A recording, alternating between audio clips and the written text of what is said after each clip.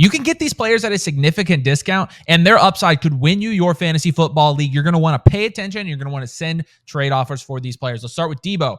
Obviously, the 49ers had a pretty disappointing loss yesterday. And in the past two games, since Deebo has come back from the game he missed, he has had approximately 5 targets in the first game and then 3 targets in the second. And he's had 10 and 3 fantasy points respectively. And here's the thing about Deebo. I totally understand. I get it. You are not really feeling good about starting Deebo Samuel right now. You're not really feeling good about rostering Deebo Samuel. And you probably don't feel good about us telling you to buy Deebo. But I know Deebo is better than this. You're talking about 13 points over the last 2 games. I know come playoff time, Deebo Samuel is going to be more productive than this. He continues to get 2 to 3 carries a game, which is important for his overall floor in fantasy football. When you're talking about the 49ers offense as a whole, they've really suffered from Christian McCaffrey not being on the field. You had Brandon Ayuk finally take a step forward this week and produce from a fantasy football perspective. You obviously had Juwan Jennings there perform at different times this season. But with Deebo Samuel specifically, I think he has the highest ceiling of any of these guys. And what you need, especially on fantasy football teams where you're now 0-5 or 1-4 or even 2-3, what you need on those teams is ceiling. And Deebo has his highest ceiling still in the NFL as anybody, in my opinion. And you saw this earlier in the season, right? Deebo Samuel had 18 points in each of his first 2 games because he had 9 and 10 targets. He also had 8 rushing attempts in the first game and then 2 in the second game. Obviously, they've gotten more comfortable with Jordan Mason, and so they've stopped using Deebo as like a running back, but it doesn't really matter. Even a couple carries a game is going to give Deebo Samuel an increased ceiling. And again, regardless of what type of fantasy team you have, I think you can get Deebo Samuel right now for flexible prices. He was already being drafted when he was going like earlier. I mean, in drafts, he was going like 2nd, 3rd round, right? Mm-hmm. I think his value has probably dropped to like 4th, 5th rounder equivalent. Yeah. And so with that, I think you should go try to get Deebo Samuel and try to buy low. In more competitive leagues, you'll have guys that say, yeah, I'm not selling Deebo Samuel, and that's a bummer. In home leagues and casual leagues, you might be able to buy low on Deebo Samuel. And so I would go send a feeler. I would start really low with your offer, and I would see what you can get for Deebo. This is still a 49ers offense that's really good. You still want to have pieces of good offenses. The best fantasy strategy to win fantasy leagues is still to buy pieces of really good offenses. This hasn't changed. Deebo is still a great piece and a great offense. And so we are going to want to buy him on our fantasy football teams before it's too late, because eventually he's going to have a boom game. He's not going to be this cheap anymore. Yeah, and I think honestly one of the best things that could have happened for Deebo Samuel to really bounce back from 2 disappointing weeks is Brandon Ayuk going off this week, right? Arizona's game plan, I bet you, was probably let's not let Deebo Samuel destroy us. Let's keep an eye on George Kittle, and let's let Brandon Ayuk beat us since he hasn't done crap for the first month of the season. And then Brandon Ayuk almost beat them. And now people are going to know that Ayuk is, the Ayuk of old, the Ayuk of last year. And you're going to have the 3-headed monster again with Kittle, Ayuk, and Deebo. And then it's going to be all over the place. And he's going to have a lot of opportunity again. He'll be fine. I'm not worried about it at all. And here's the thing. I mean, a couple weeks ago, we were telling you, hey, buy low on Brandon Ayuk because he's going to get his time. He was getting the target share. It's a different type of buy. It's a ceiling buy instead of a, hey, these guys getting targets buy, but still just as comfortable with it. It's the easiest offense to call buys because at some point they're going to go off, and then it's going to be consistent for the rest of the season. So the next guy that we are going to have that's a little bit more iffy because of the situation is Jaylen Waddle. We have stayed away from this because it's been disgusting. We haven't really known when Tua is going to come back.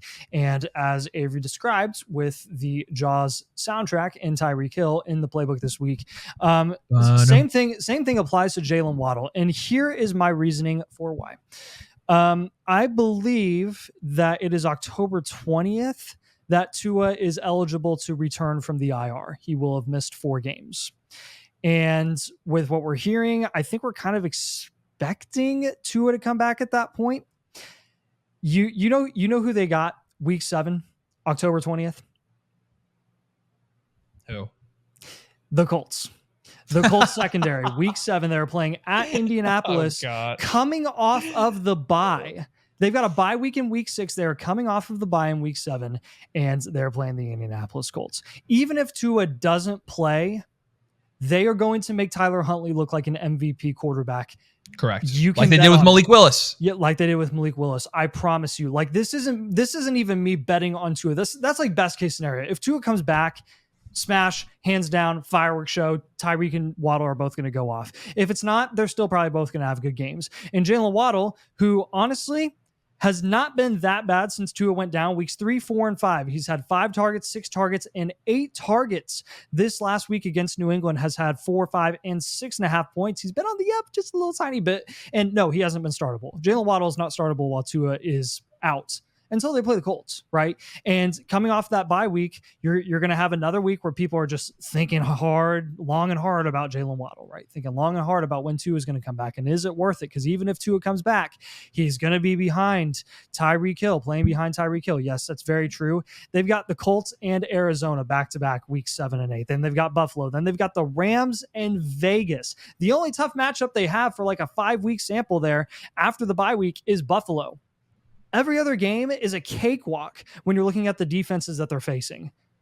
So to me, this is a screaming buy for Jaylen Waddle, a low-key screaming buy that I think a lot of people are too scared to capitalize on the potential opportunity, the potential buy low window where you know that Jaylen Waddle is probably going to outproduce what he's been doing the last few weeks without Tua. So I think it's a really, really great opportunity. Obviously risk, right? Obviously risk. Yes. But yeah, I think it's worth it, especially for teams that are like, 1-4, 2-3, that need a little like second rush the second half of the season. I think you could get that in Waddle. Yeah, I think you could too. And again, it is risky. You mentioned it was risky. Yeah. I totally agree with you there. But the upside with Jaylen Waddle. And the other thing is, I think people will sell him for astronomically cheap. Like nothing. Cheap. Yeah. Nothing at all. So keep that in mind when you're sending offers for Jaylen Waddle. Personally, if I was sending offers for Jaylen Waddle, I would not send a lot at all because I'm not even willing to pay a lot at all. I mean, I think this is a riskier buy. But let's talk about Amari Cooper. And I think Amari Cooper is a little bit risky as well. We basically are putting him on here in hopes that Deshaun Watson gets benched. I don't think this is outside of the realm of possibilities. He looks obviously awful. It's bad, dude. Awful. I know. And you had Kevin Stefanski coming out here today, even after the game, and being like, yeah, he's our quarterback. We're not changing. He is losing them games. He's losing them games. And with Amari, if you could put the targets on the screen for me, the game log of all of his targets. I mean, the dude just gets targets. And when he gets a better quarterback, and yes, at this point, you have to say Jameis is a better quarterback. Once he gets to that, absolutely. Yeah, look, Anthony Richardson's a more dynamic quarterback, but who's better for fantasy? Joe Flacco? Is it close? No, it's not close. And it's the same type of situation here. For Amari, that offense, we saw this last year. That team, that offense can be good, and it can be very fantasy productive. The X factor for that is not having Deshaun Watson on the field. Yep. I don't know if it's just bad juju because of all the stupid stuff he did or that he's a gross person, but whatever it is, they are just worse with him on the field. And with Amari, again, I'm blindly chasing targets. We told you to buy Amari once, and then he had 27 points the week after. I'm telling you to buy him again. I'm telling you to buy him because, again, I don't think that they ride out the entire season with Deshaun Watson. If they do, they're insane. They are insane. They look awful.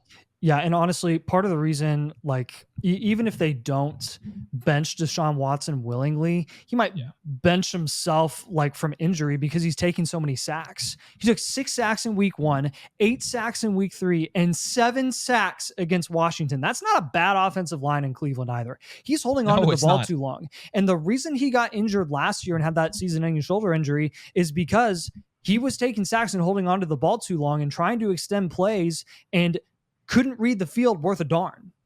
So, like, part of this is, I mean, Deshaun Watson's kind of hurting himself, legit. And he's getting beat up because he's not playing better football. So, Jameis is, in my opinion, this is just my professional YouTube opinion. Jameis is going to find the field, and it's going to be happening sooner rather than later. Because if the coaching staff can say that Deshaun Watson is going to keep starting and that he's our quarterback, they will lose the locker room.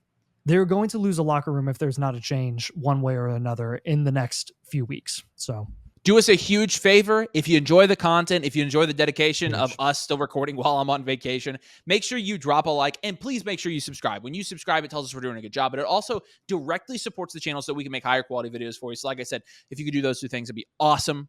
Let's get back to the video. Yeah, next guy that we're going to have here that we touched on a little bit in the playbook as well is Marvin Harrison Jr.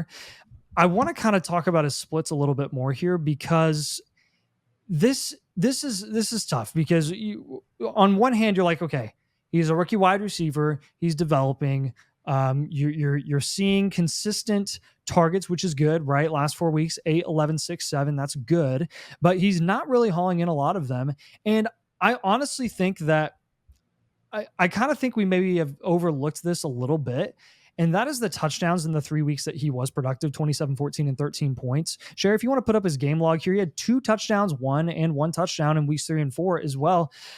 This guy's production came purely from touchdowns. His yardage and his receptions were nothing out of this world and nothing elite caliber.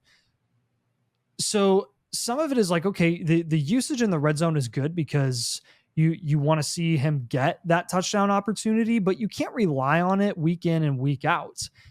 And I think my worry is that people are going to look at that, see his production in week 5 against San Fran and say, oh, that's his floor rest of season. That's his floor. That's his floor. That's his floor. That's his floor. I want to get out because it's touchdown or bust, touchdown or bust, touchdown or bust. There is some validity to that argument because we've only seen touchdown or bust technically. But again, we're talking about a rookie wide receiver here who Kyler Murray is throwing the ball to. Trey McBride has been in and out of the lineup because of the concussion. He was back in this week. He was productive. It was kind of a weird game against San Fran, a pretty solid defense. They've got better matchups ahead, right? They've got Green Bay, they've got LA, the Chargers, they've got Miami, Chicago, and then they have the Jets in week 10. But like that's a nice 4-game stretch that really is pretty friendly for Marvin Harrison when you look at it.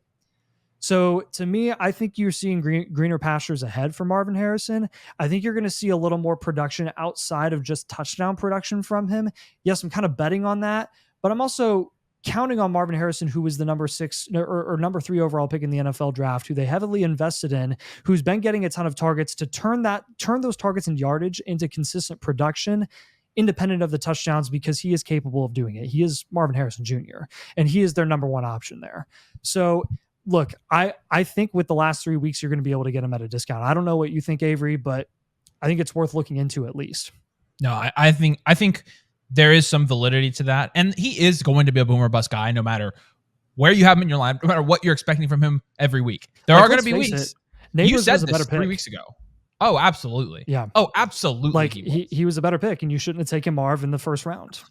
And not only that, I was going to say, I mean, we were always kind of in on that, like, Marv in the first round. This is not to say, oh, Marv actually sucks. No, he doesn't. He's got elite upside. We've already seen it once this season. He's a boomer bust guy, right? Let's talk about another guy that could be boomer bust in DK Metcalf. He's kind of the same type of player, right? Yeah. Because, you look at week 1, 5 points. It's like, okay. And then week 2, 28 points. Like, oh, whoa, DK. And it was kind of like, right. After that, because it was 28, 20, 15, 7.5. Yeah. After so, and with DK, what we're counting on, if you're actually going to be able to buy DK, what we're basically betting is that somebody in your league is stupid enough to be like, oh, okay, I don't remember all of the good things that DK Metcalf has done so far this season, and I'm going to have super recency bias for the last 2 weeks. And so some of you might say, yeah, who's selling DK Metcalf after one bad week? Fine, then don't buy DK Metcalf. Sure, bud. Sure, whatever. Good for you. But if you play in a casual league, if you play in a home league, if you play in a league where recency bias is king, I play in a couple leagues like that myself. My home league is like this. You could potentially go send an offer for DK Metcalf. The Seahawks offense is better than they were today. Let's just say that. Yeah. There was a good portion of the game against the Giants where I was just not sure what I was watching. Like, it was kind of baffling. They didn't get Kenneth Walker involved to the freaking end. And, JSN, he's also been productive. He's had 13 points the last 2 weeks, but I'm still more confident in DK than I am anybody else in this offense. And yes, DK is going to be boom bust and his targets are going to fluctuate. Looking at his targets over the first couple of weeks of the season, 4, 14, 6, 12, and 7. Up, down, up, down, up, down, right? So with DK, I know that you're probably not going to be able to get him super cheap. I'm willing to pay what he's worth or just even slightly less. Even if you go make a deal where you're not like blowing somebody out of the water or you're not getting an absolute steal. Here's the thing about fantasy football trades. Not all of them have to be steals. Go get DK for what he's worth. Because at least the upside paired with some of the stability, at least some of the target stability, right? Because again, his ceiling or his floor right now for targets looks like 6 to 7. That's a pretty dang good floor for targets. That was pretty good. So with that, I think DK is worth just paying the price for. Go see what you can get DK Metcalf for. If you can get him for at least a semi-decent price, I think he's absolutely worth it. And I would be sending offers for him in every league you can, like I said, where people especially are going to have recency bias and think, yeah, DK sucked this week. So, yeah, I think Breece Hall is definitely worth looking into offers for as well, because this is basically a Bijan Robinson situation on a 1 week delay, except Breece's floor has been way lower. So I think you're going to have some panic peeps out there. Terrible performance against Denver. Again, we kind of already talked about that, gave Breece and the Jets overall an excuse for it being a bad weather game, even though, Denver was playing in the same situation and won, but yeah, they only scored 10 points too. We just have higher expectations for the Jets offense and higher expectations for Breece, 2.8 points that week. It's not going to cut it, right? He still had 5 targets. That's good. Only had 10 carries. What really is concerning is that his volume's gone down. But the reason his volume has gone down is not for the reason that you would think, right? When you hear volume goes down for a bell cow running back, you're like, oh no, there's a backup running back that's getting more carries. Braylon Allen's taking over. Braylon Allen is eating into his workload. Oh no, what are we going to do? False. That's not happening, right? The last 3 weeks, Braylon Allen's carries have gone down too. He's only had 8 and 5 carries. Here's what's been happening with the New York Jets in the last 2 weeks. First week against Denver, right? Rain game, they didn't know what the frick to do. They weren't functioning like at all as an offense. So you throw that away. Week 2, which was really week 5 against Minnesota, they were down very early. They were down very early in that game, and they had to throw the ball 54 times, Aaron Rodgers did. It resulted in 22 targets for Garrett Wilson, right? Point number 1, you're not going to see 22 Garretts for Garrett Wilson every single week, though you might every once in a while. And it's great. Garrett. Sorry. Look, it's good for Garrett Wilson. Good to see that opportunity for him, right? But you're not going to see 22 targets every single week. You're not going to see that much volume from Aaron Rodgers every single week. They're not going to be down like this against a really good team in Minnesota every single week where they have to come back and by throwing the ball. Breece Hall just wasn't in that game script in the second half. Not as much as you would have hoped. So while he's not being utilized as much in the passing game as we had also hoped when drafting him with the 4th, 5th, 6th overall pick in the fantasy draft before the season started, he still is the top option there. He still has explosive upside. I mean, you saw the first 3 weeks of the season, 15, 20, and 16 points. Pretty modest performances, but that really, to me, is his realistic floor in situations that are going to be a lot more realistic than the weeks 4 and 5, where they had that rain game.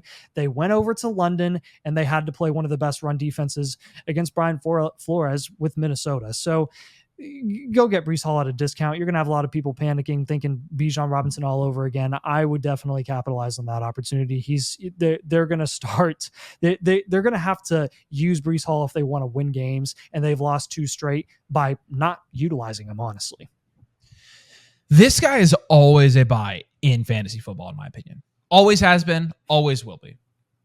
When you're looking at the last 3 games specifically for Jakobi Meyers, 9, 10, and 9 targets. I'll let you do in love the with math, the man. That's like 9.5 targets per game. That's pretty freaking good, right? Math. And so, first, as somebody who blindly chases targets, I will blindly buy Jakobi Meyers no matter what. Now, the one red flag with buying Jakobi Meyers right now is the quarterback situation, in my opinion. Right. I think Gardner Minshew is better for fantasy for Jakobi Myers than Aiden O'Connell is. Yep. So that really sucks. That being said, Jakobi did produce after Aiden O'Connell came in. So that's a good sign, I guess. But here's the thing. With Davante Adams effectively demanding a trade and also making a business decision or something like that, I don't know. There's a lot of stuff going on there. Right. It elevates Brock Bowers and Jakobi Meyers.